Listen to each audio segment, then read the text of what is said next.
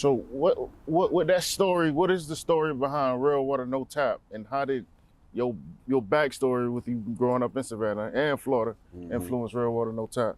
That's a good question.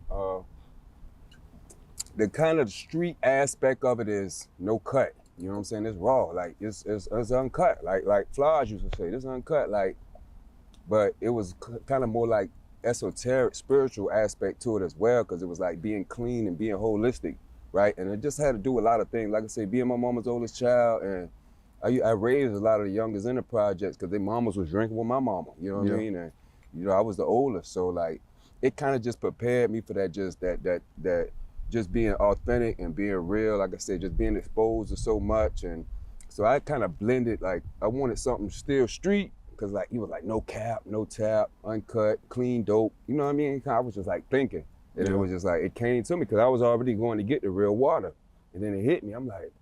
I'm thinking of like 4PL. I'm thinking of how them boys kind of like put their label before their name at the time, and I'm like, Real Water. Okay, I'm thinking of a name, and I'm like, oh, No Tap.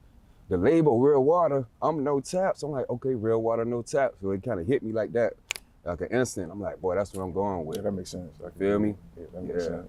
So who would you say Real Water make music for? What demographic? I made music for the streets, to be honest. I made music for like people that got similar demographics to me, like, you know, because even growing up, like, I remember in Yamacraw, I was in a magnet program. So like the bus would come get me. I'd be the only one getting on my bus to go to Butler. Everybody else going to Garrison, or, you know what I'm saying? Everybody else going to Hubert, I'm going to Durant.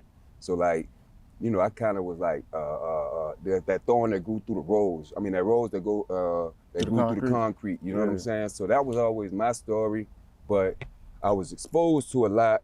I just didn't have that realm to kind of do how I really wanted to be. Cause I remember my mom and them getting drunk and smoking cigarettes. I'd be like, well, I ain't never gonna smoke a cigarette. I ain't never gonna drink, cause I ain't like that jive growing up. And they used to make me blow up, get up, go to get ready for school. I'm looking for my shoes. I find a 12-gauge shotgun. You know what I'm saying? I'm like, I remember crying. I'm crying like, boy. My mama gotta be like, oh, you ain't gotta go to school today. Cause I'm like, boom.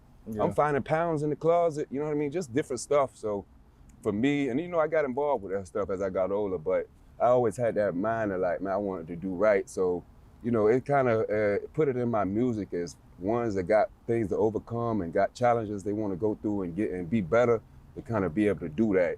And even if people didn't live like that when they was young, I met a lot of people that, you know, whether it's the feds, whether they got shot, there's like, man, they had an epiphany. They want to be better, but then you don't really have that type of music to make them better. You don't really got that type of music to make you relate to your past, but also make you relate to being better. Yeah. So I would say you don't really have to be African American or black or however, but if you've been through a little something and you want to be better, my music really for you.